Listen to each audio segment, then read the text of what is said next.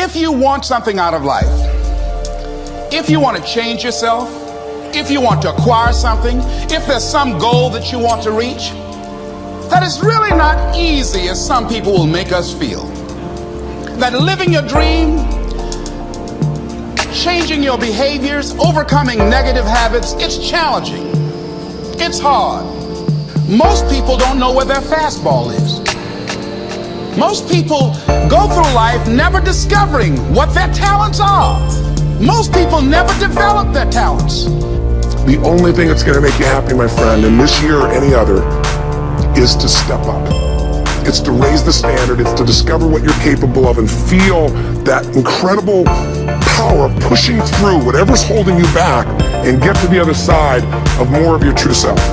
That's what this game's all about.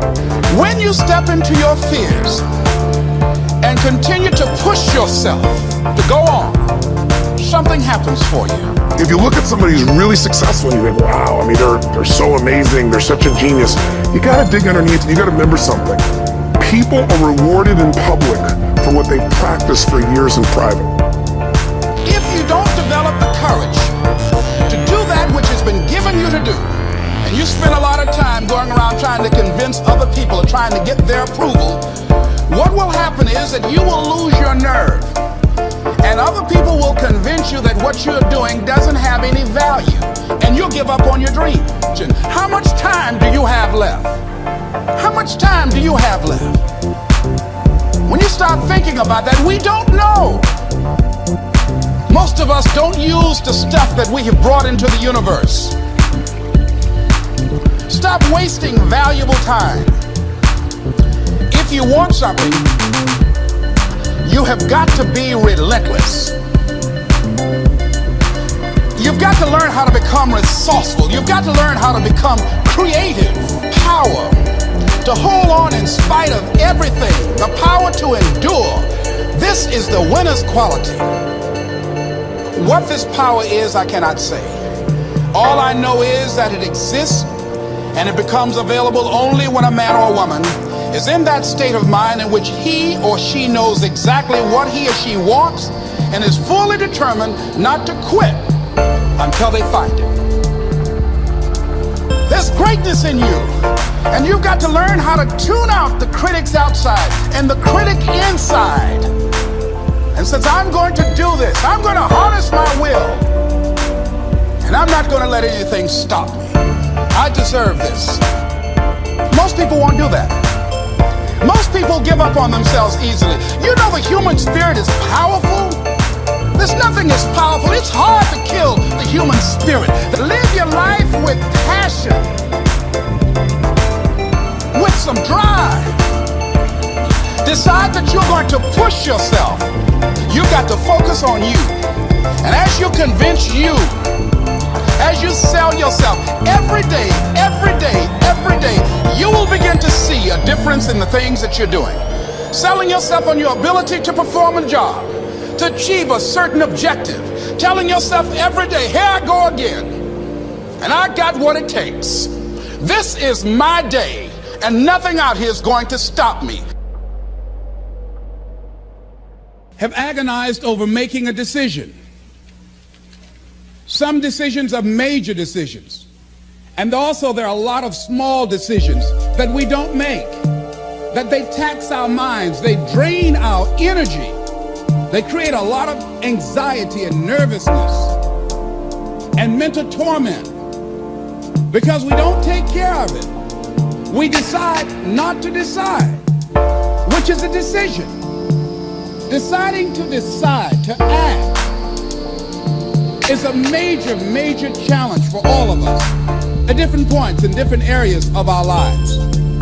And there are things that happen to us along the way, experiences that we have that prevent us from working through the mental block of acting, of doing those things that we know we ought to do. And so what I want you to think about is, what is there that you know you need to do, that you want to do this, but for some reason or another, you've been holding back.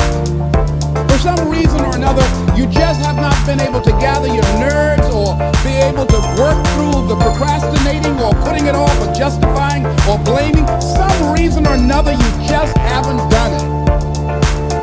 And you know you ought to do this. You really want to do this, but you don't know why you haven't done it. Anybody know what I'm talking about? Raise your hand, please. Okay, then I've got company here this evening. I'm not talking to myself. Now, first of all, we know that this is not easy. Because in order to begin to reinvent your life, you've got to make a conscious, deliberate, determined effort. That you really got to put all of yourself into it. It's very challenging to act, to do those things. There are times when you're looking at it and you say, I know I need to do this, but I don't feel like it. I don't want to do it. I know I need to do it, yet leave me alone. No, I don't want to do it. So what do? What are those things that cause us to do like that?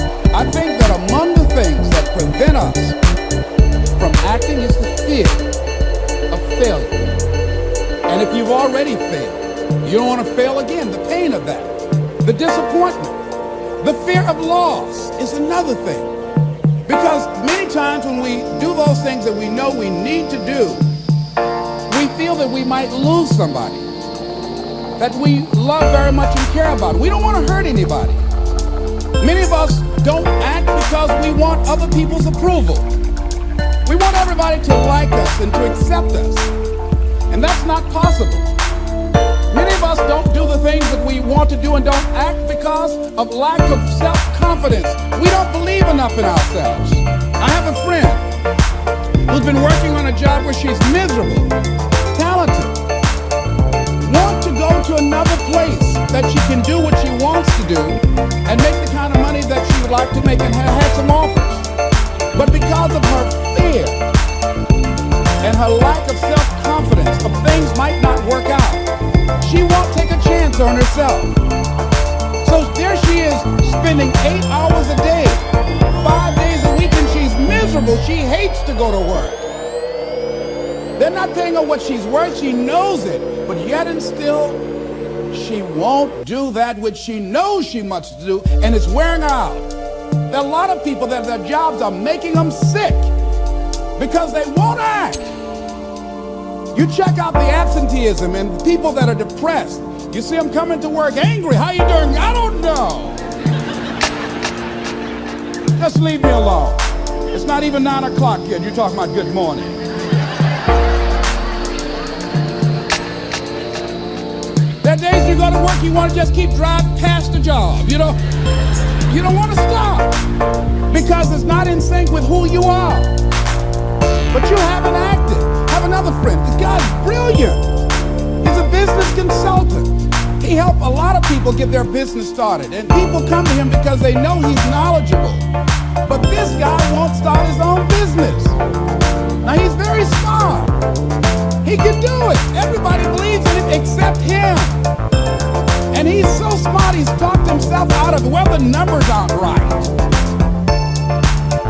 And so there are many reasons why we don't act. There are other things, though, that affect us. Is that not wanting to take personal responsibility.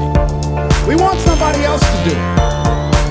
And many times we pick up our inability to do certain things from people that we love, people that we admire.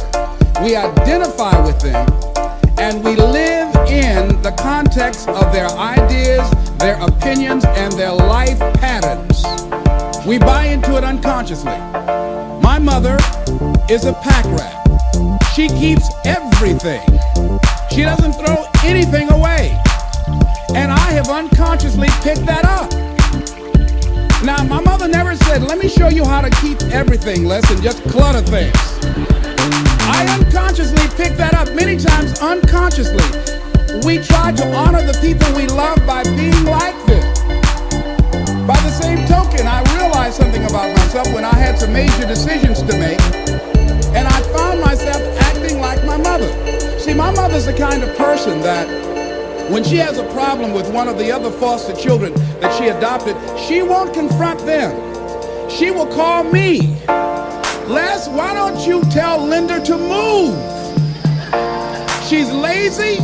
She won't go to work. She runs the street all day, and then she comes home and wants to sleep all day, and I think she's doing drugs. I said, but Mama, why don't you tell Linda that? I bought the house for you. I told you when she wanted to come home, don't let a grown person come there and take care of them. You let her in. Well, after all, she's my child. Mama, then you handle that. When I tell her to leave, she say, Mama say I can stay. Mama, can I stay? And you tell her yes, and then you call me and say, she's still here.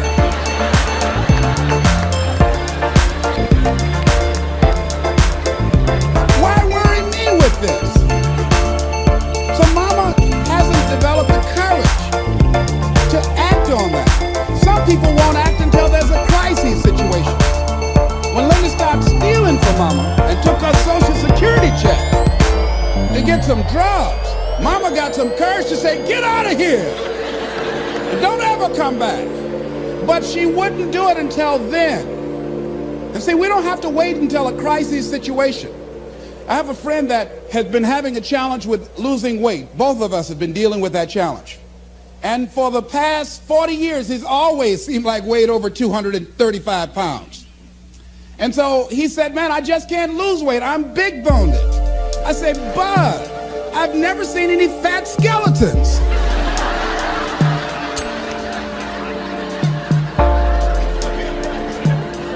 No, you need to act on your health. You can change this. You don't have to go to your grave fat. We're all digging early graves with our teeth. We don't have to do this. They need to have a support group around M&M peanuts. You want a support group on something, and throw stickers in there too. Bud and I can tell you about the help we need with that. So what happened with Bud, though, he became ill a few weeks ago. See, Bud in the last few weeks has lost more weight than he's ever lost, even when we were competing with each other, betting a lot of money. But what happened was, Bud became diabetic. He went into an insulin shock. He didn't know that he was diabetic. His blood sugar became high. And the doctor said to him, you are diabetic. You're going to have insulin shots every day.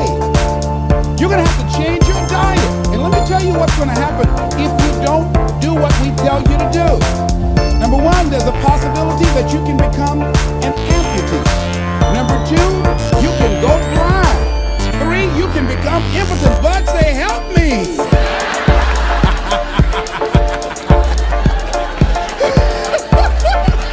Like those guys with Paul, when Paul broke out of jail, those guys say, tell me what I must do to be saved. Bud wanted to be saved. I said, Bud, you want one of my peanut butter and jelly sandwiches? No. I said, Bud, I can't believe you're eating vegetables, man. You're exercising. He said, that's right, and jogging in place too.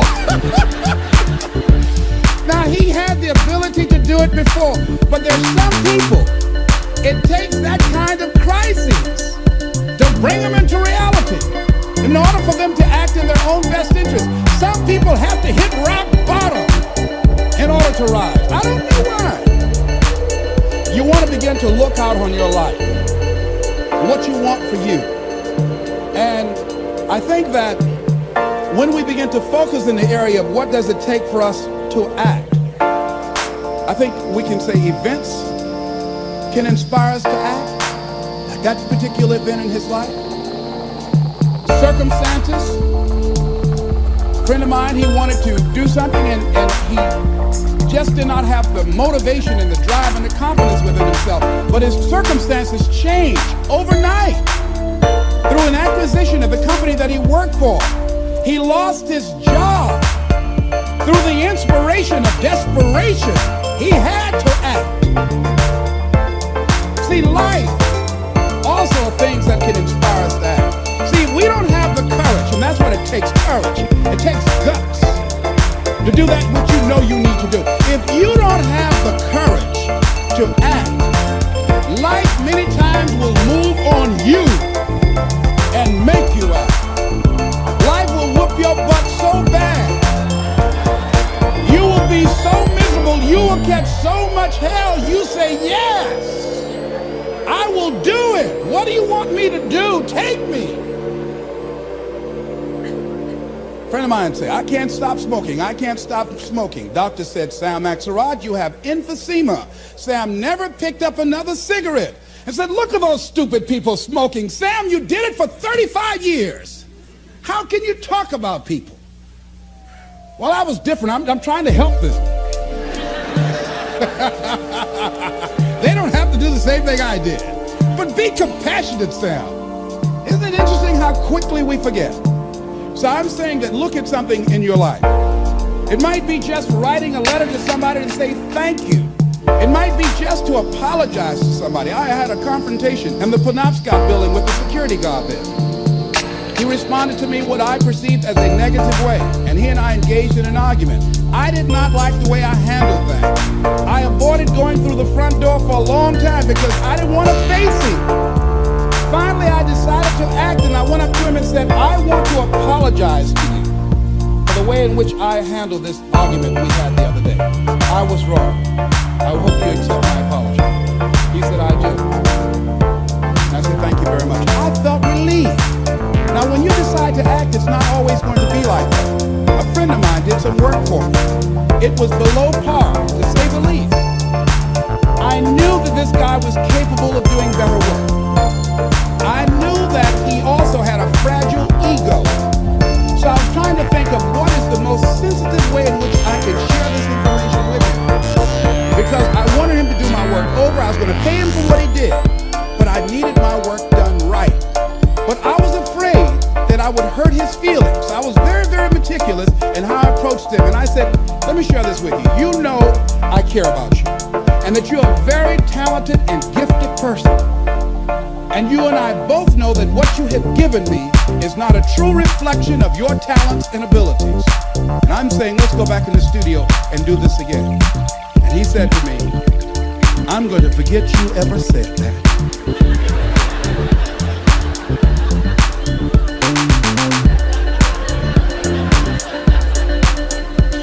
I was wiped out. He never spoke to me again. Now, when you decide to act, you're going to have some people like that. We're no longer friends. I lost sleep over that, ladies and gentlemen. I said, I can't believe that. I remember sitting up one night looking at the phone. I said, I got to call him. He said, no. And I said, no, forget that. I go, man, look here, we've been knowing each other for too long to allow this to come between us. He said, don't call me anymore. And then I wanted to think about what can I do to make it up to him, and then something came to me, less. What do you have to prove? See, many things we don't do is because of the fact we want people to like us. There's some necessary losses in life. When you decide acting in your best interest, you're going to lose some friends. Everybody's not going to approve of you. There's some people that won't like you. Who do you think you are? You're arrogant. What do you think you can do? You think you can get away with that? You're selfish. Thanks, I got that. It's my life. And so what I'm saying to you is that as you begin to look out on your life, this is challenging. This is not easy acting. So what are the things that we can begin to do to harness our will? Number one, you've got to bring it out and look at it. You've got to take the power out of it. You've got to expose it to the truth. And the truth is that it has no power over you. So write down something you want to act on, but for some reason that you've been holding back, and look at it. The next thing is, ask yourself the question, is it helping you to continue to put it off? If it's an asset for you to continue to procrastinate, then continue to do that. But if it's a liability for you, if it's causing you some mental and some emotional challenges, or perhaps a financial problem, look at that. Examine that for what it is. Next step, ask yourself, what's blocking you? What's preventing you from acting? Why don't you have the courage to handle that? Why won't you face that? What are you running away from? What kind of avoidance behavior are you engaged in? Next is, what is the worst thing that can happen when you take action? So I looked at that, and I said, what's the worst thing can happen when I tell him this? He can say, I don't like you, and he did. Now what happened? I experienced that, I looked at that, I saw that.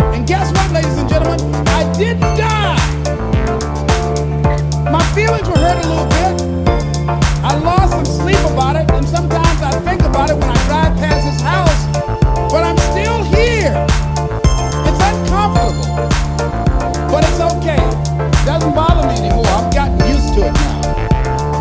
So what is the worst thing that can happen? I want you to visualize that, experience that, feel the nervousness and the discomfort. And the more you run it in your mind, the less power that it will have. Next is, how will you feel after taking this action? I felt a sense of personal achievement when I faced somebody that has been my mentor for years. And for years, there was something I wanted to tell him, and I didn't have the courage to tell him, because it was always, I was the student, he was the teacher. It was always, I looked up to him and admired him and held him in high esteem. And I was always grateful and thankful for the impact that he had on my life. And I loved him so much. I didn't have the courage to say to him, please stop drinking so much. You're an alcoholic. You need help. I didn't have the courage because I was afraid that he might not like me. I was afraid that he might be hurt and crushed, that we would no longer be friends. I didn't want to jeopardize what we had. I loved him a great deal, and I didn't know how this would affect our relationship. And I didn't even want him to know that I knew that he was an alcoholic. And so I was a coward. I was spineless. In the name of love, I did it to justify to myself to stop from helping somebody that I loved from dying. I said, I love him so much, I just can't tell him. I don't even know how he would handle it, to know that I know that he's an alcoholic. And finally, after years, I developed the courage to face my teacher, my mentor who has molded me, who looks at me now and wanted to do what I'm doing now and did not do. Came at a different time, and it wasn't time for what he brought. And he's living through me. And I had to face this man who's been like a father to me. He said, I gotta tell you something. You've got a problem. I love you very much. Please stop drinking. You're killing yourself. It's not just social. You do it every day. You need help. And whatever I can do to support you in that, I will. But please stop. And he looked at me, and I had no idea how he was going to handle that. And first there was like, I dare you. And we just looked at each other. And then I reached out to embrace him. And we've never, ever embraced men, macho. Never hugged him. I hugged him, and he just stood there with his arms straight. He couldn't raise his arms to hug me back. And he was shocked.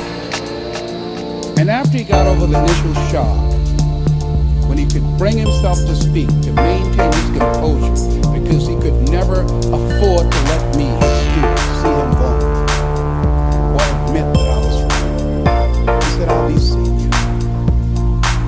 I said, yes, sir. I said, tell your wife I'll be by the house to see you all before I leave. When he walked away, at first I was very depressed about it. And I said, well, maybe it wasn't my place to do this. And when you act, you're going to have some second thoughts. And then I said, no. I did what I felt. I did it because I feel very strongly about this. And fortunately, he called me back a few weeks later and left word with the answer service. Leslie Brown, I just want to say thank you.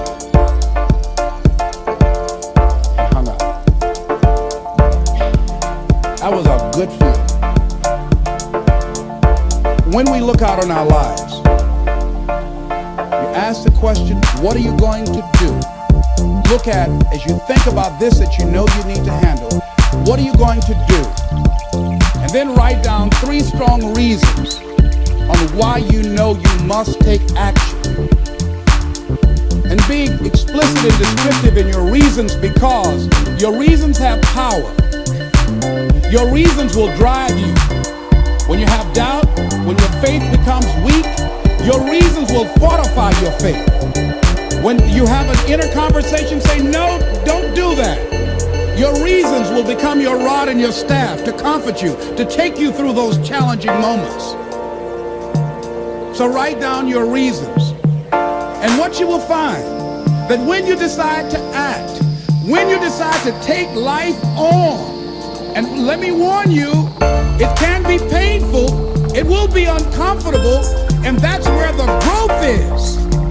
When you're uncomfortable, when you're stretching out, when you're taking life by the collar, you're going to get thrown to the ground again and again and again. But when you have determination, and you know that what you're doing is right, it gives you your life, it gives a special meaning and power to you. You will have some power from on high. You will discover some things about yourself that will begin to electrify your personality. You'll begin to discover some things about you that you don't know you've got when you put yourself in that type of challenging situation. Repeat after me, please. I can go into action on anything in my life. Nothing is stopping me but me. No challenge in my life has any power over me. Here's something that Howard Thurman wrote on the decision to act. He said, it's a wondrous thing that a decision to act releases energy in the personality. For days on end, a person may drift along without much energy, having no particular sense of direction and having no will to change.